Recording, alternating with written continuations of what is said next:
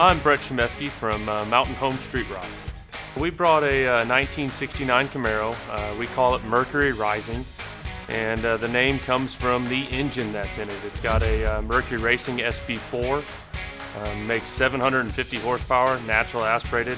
It's basically a LS7 lower end with a dual overhead cam setup that Mercury designed themselves, and just a bad motor. On the bottom of the car, we decided to extend the rockers and the rear quarters all the way down to where that makes just a seamless line to go down to the pinch weld, so there is nothing when you look underneath the car but smooth onto the floor.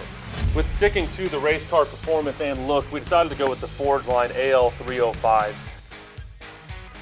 We had them custom finished in bronze, and then we went back with the carbon flash color, which is in the stripe and the red of the car as well.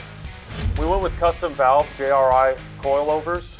That way this car could truly perform on the track with a simple setting switch, and then you could take it right off the track and drive it on the road as well with just flipping a couple of valves. We had to actually go ahead and cut down these RECARO seats just to shrink them down a little bit so the headrest wasn't so tall, and he custom wrapped them. And then we did the MOTEC dash on the front. We decided to go with MOTEC just because that is truly a race-ready dash. There's a lot of subtle modifications on the back of the car as well, because the whole intent was for the car to still look like a 69 Camaro, but be different enough that if you parked another 69 Camaro right next to it, you'd go, holy cow, there's a lot of modifications. So we went with the Kindig rear spoiler, and it fit pretty well, but we wanted a lot better touch to where everything was sucked in with good consistent gaps and pulled down tight. So we ended up cutting it into 3 pieces. Still the carbon fiber spoiler, but fits a lot tighter than what it was originally intended for.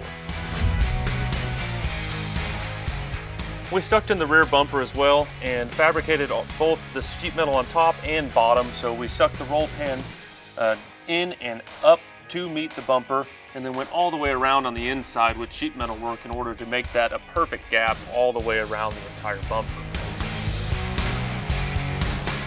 We wanted to basically put ourselves up against some of the biggest builders in the world and see if we could compete.